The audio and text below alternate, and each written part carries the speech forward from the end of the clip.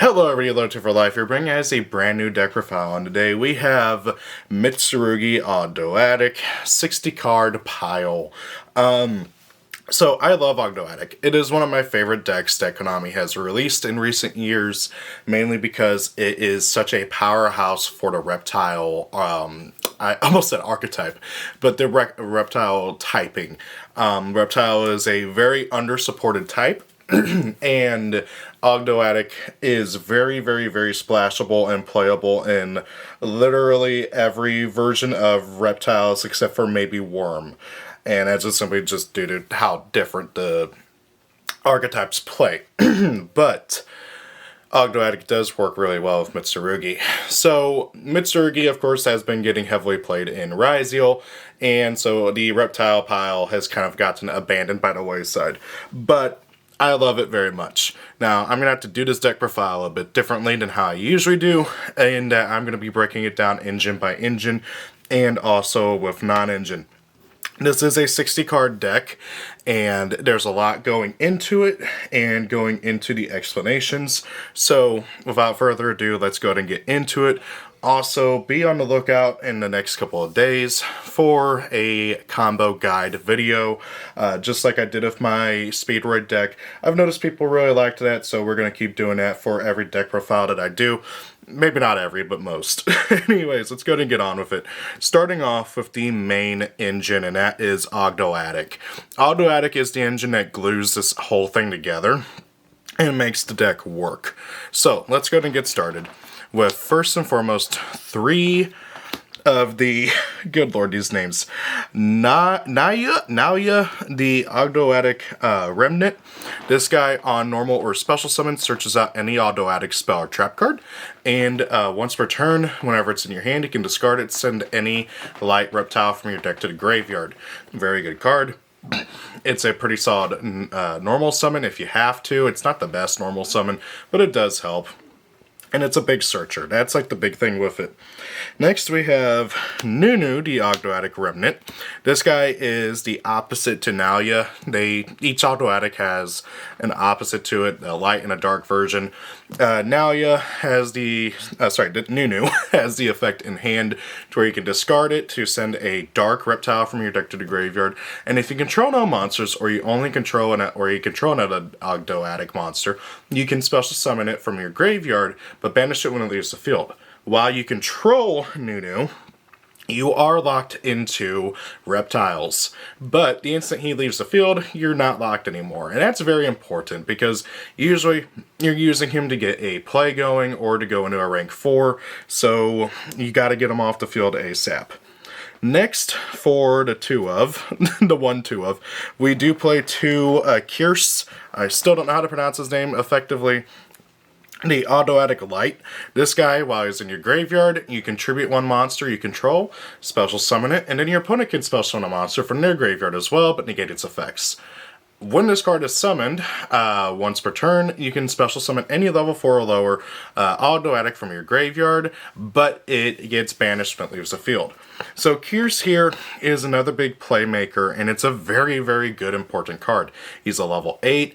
And he keeps your deck going. Some really fun things is that the Ogdoadic level 8s and 10s have very cool synergies with the Mitsurugi, because the Mitsurugis get their effects off when they're tributed as well. So since they all tribute for the summons of them from the graveyard, you can trigger their effects off of doing that. You don't typically use Kirse's effect to summon itself from the graveyard. You're typically using something else because you don't want to give your opponent more monsters. But it does happen, and hey, if you're doing it turn 1 and they don't have anything in a graveyard, or it's just an Ash Blossom that you got baited with earlier, hey, that's fine and dandy. They're going to have an Ash. Oh well. So, yeah, Kirse, really good card all around for the deck. We do play one of his counterpart, which is, I always call him Albert, because his name, Aliert, his name's really hard. Anyways, he has a similar effect where if he's in your graveyard, you contribute one monster, special summon it from your graveyard, and then if you do that, your opponent gets to add a monster from the graveyard back to their hand. When he is summoned, you get to return 2 monsters from your banished back to the graveyard, but one of them has to be a reptile. This card is also really good. He's good for the grind game. He's good for getting back stuff that you banish off your own effects. Or if your opponent hits you with a Bitchute, he's really good for that too. On that note, though, again, you aren't typically using his summon effect unless you have to. It's arguably even worse than Kyrsa's because, oh, your opponent gets to add any monster back from the graveyard. Cool, that Ash they just discarded, they got it back. It's really annoying. But it also makes sense because Kyrsa and Aliert are supposed to trigger the King and Queen. We do play one of each of them. The King and Queen both have very good control effects. They, while in the graveyard, contribute 2 monsters to summon themselves from your graveyard. Aaron has the effect where, once per turn, when your opponent adds a card from their deck to your hand, well, from anywhere to their hand, except by drawing it, you can force them to send 1 random card from the hand to the graveyard. If a monster your opponent controls is sent to the graveyard, except during the damage step, you can add 1 light or dark reptile from your deck or graveyard to your hand. So that's what Aaron does. You can kind of see where it combos with Aliert, where if you summon Aliert, your opponent gets to add something from the graveyard, triggering Aaron to let you discard a random card from the graveyard. Kyrsa does the same thing, but for the Queen, who, when your opponent summons a monster from the graveyard, you can send 1 card that they control to the graveyard. I believe it specifically has to be a monster. No, any card.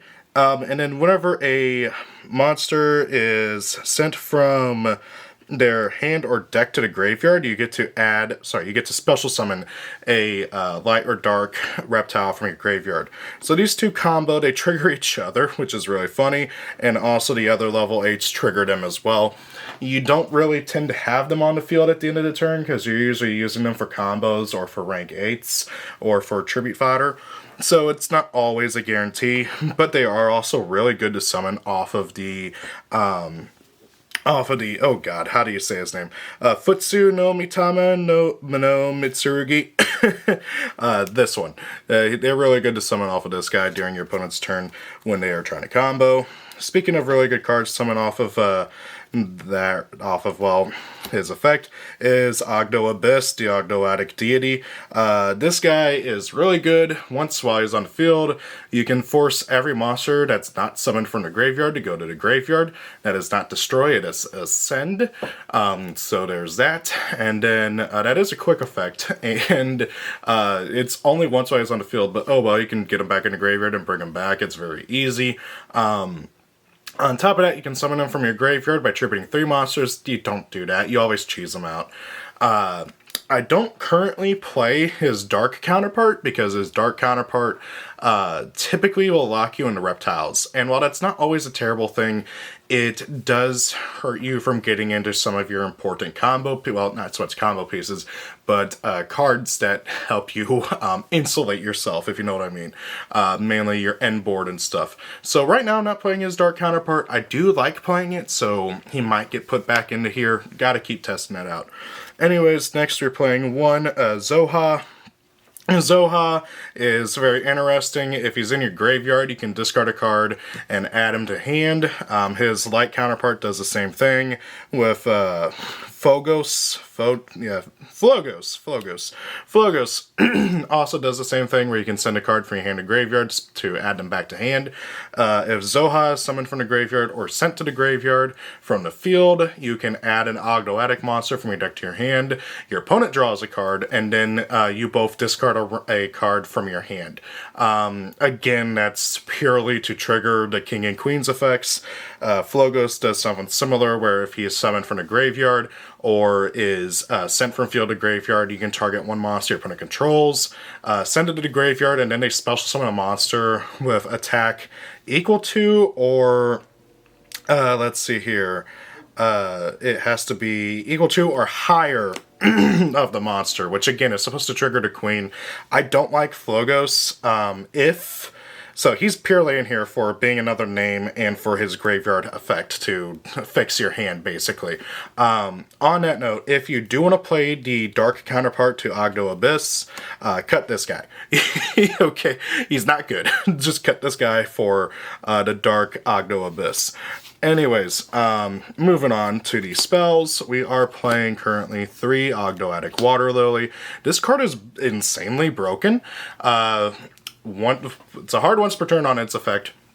Send one reptile from your deck to the graveyard, and then if you have 5 or more reptiles of different names in your graveyard, you can special summon a reptile from your graveyard. That is a hard once per turn, and it checks the 5 names after you send. So if you have 4 and you send a 5th, then it sees you got 5, so then you can summon one from graveyard. It's a Monster Reborn and Fool's Burial combined into one, and it's searchable. It's a starter, it's an extender. It's a very, very, very good card that you absolutely need to see in this deck. Speaking of very good cards, is Ogdoadic Serpent Strike. This card is another really broken continuous spell for the deck. Actually, it's the only broken continuous spell for the deck. But anyways, it's a broken continuous spell. Once per turn, you can send one monster from your hand or face-up field to the graveyard to special summon one reptile with a different attribute from your graveyard. And then once per turn, during your first turn, if a monster is sent to your opponent's graveyard, you can send one reptile from your deck to the graveyard. This card is stupidly good, especially when you combo it with one of our non-engine pieces, as in it doesn't belong to an engine, and that's Light Serpent. Light Serpent is a stupidly good card in this deck.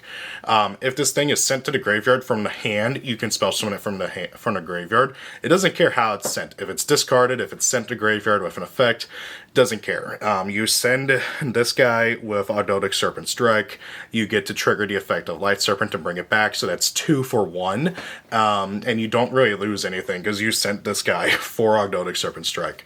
You can also trigger his effect off of being discarded by the Flogos and Soha, so really good.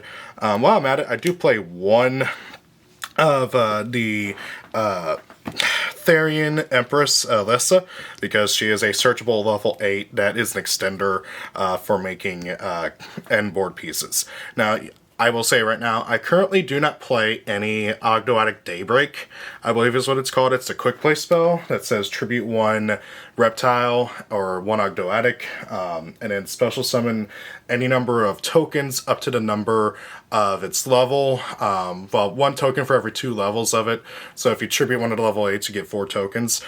That card is insanely broken, and I really want to test it out in here. It's just really clunky at times, so trying to fit it in this current build is very tough. I have played it in certain builds, and when you resolve it, oh god, it's stupid. I love it. It's just a matter of trying to fit it in with everything else. You could take out 1 Ogdoadic Serpent Strike for 1 copy of Daybreak, and because it is searchable, so that's kind of just down to you and everything and what you're doing. Again, I might update the deck build later on as well. Now, next up, let's talk about the Mitsurugi, the second largest engine in this deck. So right now, I am playing 2 of the Ame no Murakumo no Mitsurugi. This guy on summon nukes your opponent's monster lineup, and then if he is once per turn, when your opponent activates any card or effect, you can force them to discard a card, or that card or effect gets negated. And then if he's tributed, you can add a Mitsurugi from your deck to your hand and then special summon it. This card is really, really stupid and very, very powerful. I probably don't need to tell you that because, well, if you face against Fiendsmith Rizal, well, not Fiendsmith Rizal, but Mitsurugi Rizal, you've had to deal with this card. And then we are playing also 2 Futsu. This guy is also really good. Just not once per turn. He brings back a dude from your graveyard, any reptile, whenever your opponent summons special summons a monster. This card is so stupid in this deck, it's hard to really express. It's really good in the Rizal Mitsurugi deck because you can bring back Murakumo, you can bring back the dudes, the level 4s to get you another search and a recursion, and also their protection effects. But in this, it's even stupider because you can summon the King and Queen, you can summon Ogdo Abyss, you can summon back your extract monsters. It's so stupid. This card, very underrated. If your opponent leaves this on field and does not do anything, this card can just generate you so much advantage. Now, moving on to the little guys, I'm currently playing 3 of the Searcher, which is Saji, and one of the recursion guy, which is Kusanagi. So Kusanagi could easily get bumped up to 2, and I'm kind of leaning towards it, but he is a very good one of as well. You only really need one. There are grind games where 2 comes up, so it really just comes down to you. But for the most part, the Searcher, he's more important. He gets you to your spells, and then of course Saji, he gets you your recursion. Next up, I'm playing 3 Prayers. Prayers lets you tribute any ritual monster from your, any reptile monster from your hand or grave to trigger both of its, hand or field to trigger both of its effects, or you can just not do that and just only do one. But anyways, you generally almost always do both. So when you do, you get to add a Mitsurugi monster from your deck to your hand, and then after you add, you get to special summon one from grave or from your hand. And so this can bring back your rituals, it can bring back your little guys. I am very curious and very terrified to see what they're going to come up with for the second wave of support, because this is already a very solid first wave.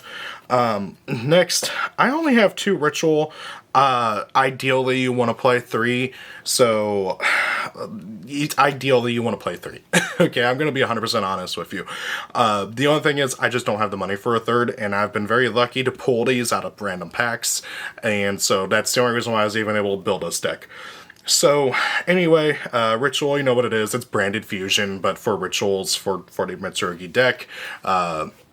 Stupidly powerful ritual spell, and probably is going to set a precedent for how ritual spells are going to have to be designed for the future. And then I'm playing 2 of the trap card, which is an Omni Negate and also a Monster Reborn in Graveyard. This card, if I ever get a 3rd ritual, which I hope I will, I'm going to cut one for the 3rd ritual, and if you happen to have 3 ritual, hey, there you go, cut one of these for a 3rd ritual. Sorry guys, I'm getting over a cold. You can probably hear it in my voice, or I'm either getting sick with a cold. I can't really tell. Anyways, now for the last engine, 17 minutes into the video. Oh my god. That's the Reptilian engine. Now this one, I'm constantly adjusting the ratios and everything, so it might change in the future. If you guys have any ideas, recommendations, or concerns about that for anything in this deck profile, by the way, please let me know down below. Anyways, the Reptilian engine starts off with 2 Reptilian Codal. This card, I really want to bump up to 3, but finding that room, it's kind of hard, although granted I could probably cut one of the level 2s, and that's probably what I'm going to do. Anyways, Codal, if you control a dark reptile, you can special summon her from your hand, and then when you do, you can special summon as many dark reptiles from your hand up to the number of monsters your opponent controls with 0 attack. Awesome. That is just... Oh, sorry, it has to be reptilian specifically. Not even dark reptiles. That sucks. Anyways, yeah, she's really good in a pure reptilian deck for that, but the main thing is she's an extender. You normal summon out Saji, you normal summon out Nalia, you get the effect to search, and then you plop her on the field and you make her rank 4, or rank 2, or heck, because she is a tuner, a level 8 synchro monster. By the way, for a synchro summon of a synchro monster, you can treat her as a non-tuner. That's relevant for some of the stuff, but it's not super relevant. Then I do play 1 each of the level 2s. Both of these have special summon effects and are extenders, and they do come up. They make your opponent's monsters 0. She can summon herself from graveyard, she can summon herself from hand, she can discard herself from hand to drop one of your opponent's monsters to 0. When she summons herself from hand, she drops one of your opponent's monsters to 0, and then you take damage, which does suck, but oh well. And then if you synchro summon using her, she does drop your opponent's 2 of your opponent's monsters to 0, but you can only do that if you don't use the summon effect, which really sucks. I digress. These cards are both really good. If I were to cut one of these for a 3rd Codal, it'd probably be Lamia, because Nyami is just a better one overall, I would say. But anyways, next is the card that ties everything together and why I'm even playing this in general. 2 Reptilian Ramifications. I almost called it Remembrances, but that's not the name at all. Ramification says discard 1 card and activate 2 of the 3 effects, which is really good. You can either add 1 reptilian monster, add 1 reptilian spell trap, accept itself, or you can drop one of your opponent's monsters as 0, which, of course, if you don't know, that's the reptilian gimmick. Dropping your opponent's monsters to 0 and everything. This card is so good, and I really want to play a 3rd, but I can't find it, and honestly, 2 has been really good. I'll be honest, 2 has been really good. I've been seeing it a good amount. I do want to play a 3rd. I don't know what I would cut for a 3rd. Probably one of these guys, because you can search it anyway. So, on that note, this is the spell you're mainly searching. You can also play the field spell if you wanted to. The field spell actually is like really solid, and I kind of want to test it out, but I haven't yet. But it is an option. It is an option. So Reptilian Spawn says, banish 1 reptilian monster from your graveyard, spell summon 2 reptilian tokens. 0 zeros, and they're 1 drops. This is a searchable summon 2 tokens, and it's not once per turn. This card is stupid, and is basically more reptilian, not a reptilian, Ogdoadic Daybreak if you're playing that as well. So very stupid card. Wonderful. Okay, moving on. We're done with all the engines. Now for the non-engine. We're playing 3 Ash, 3 Droll. Because this is a 60-card deck, and because of how impactful the big boy decks are, I really feel like they have to play the most impactful hand traps, and I don't get to see hand traps that often, so playing the most impactful ones kind of feels important. I really want to try to fit Nib in here too, but that's kind of difficult unless I cut one of the engines. But it is doable too. 3 Imperm, got to turn off Detonator somehow. 3 Triple Tactics Thrust. 3 Snake Rain. This card's a given, and this card's broken in this deck. Snake Rain says, discard 1 card, send 4 reptiles from your deck to the graveyard, and if you discard a reptile, that puts 5 in grave, which immediately makes Ogdoadic Water Lilies live. This card's stupid. Very, very good. And then 1 That Grass Looks Greener. I'm so glad I finally get to play this card. You know what it does. You mill your deck until it equals out whatever your opponent has for their deck count. And finally, for our last, I guess you could kind of call it an engine piece, but all the alien engine is in the extra, is 1 Planet Pollutant Virus. Planet Pollutant Virus. Oh boy, this trap card. Tribute 1 alien monster. Destroy all monsters your opponent controls that do not have an A counter on it. Until their third end phase after activation, any monster your opponent summons comes out with an A counter on it. This card is bonkers good, and what makes it good is the extra deck. We will talk about that in just a moment, but there's an alien extra deck monster. It's a Link 3 that forces all of your opponent's monsters to have A counters into defense position and negates their effects. Also on top of that, on summon, it searches this card. If your opponent doesn't know what's coming at them, they are going to learn very hard. It's a stupid powerful trap card, and I love it. Moving on to the extra deck. We have, speaking of the aliens, 2 Alien Shock Trooper M-Frame. You could cut him to 1, but I've found in combos there are times where I needed a second, so I'm keeping it at 2. But I digress. His effect almost doesn't matter. It's come up once in a blue moon, but basically you can discard a monster during your player's turn, put that many A counters equal to the monster's level on your opponent, on any monsters on the field.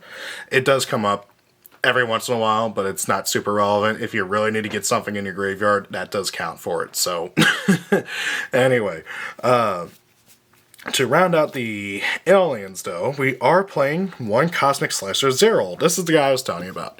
He needs 2 or more reptiles to go into, and on summon, searches any card that puts A counters on monsters.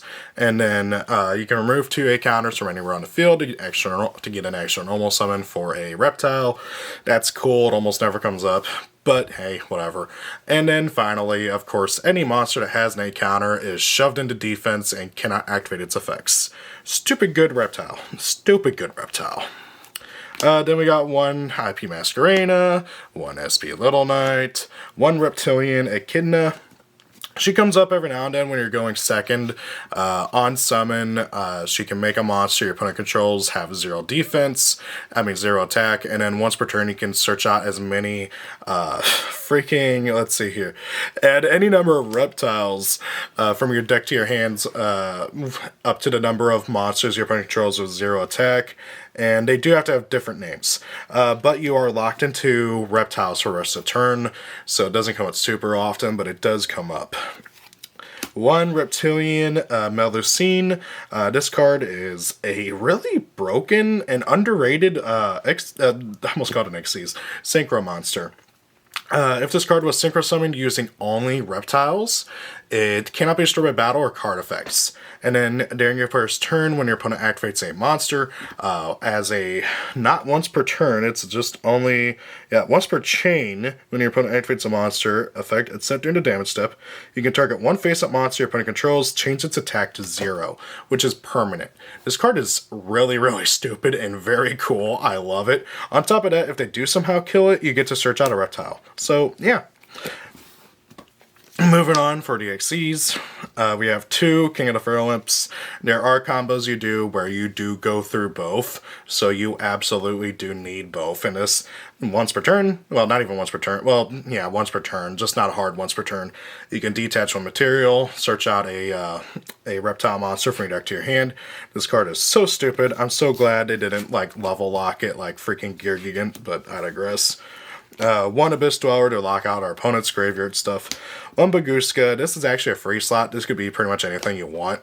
But yeah, Baguska comes up once every now and then. 1 Dingirusu. It's just a good rank 8 comes up. 1 number 90 Galaxy Eyes Photon Lord. I cannot stress how important this card is. If you can, you should make this before your 5th summon to protect you from Nibiru. So, what's this card do? Well, once per turn, anywhere it's turn, when your opponent activates a monster effect, you can detach material and negate that effect, and then if you detach a Galaxy card, you get to destroy it. Anyways, yeah. Really good card. Very, very important.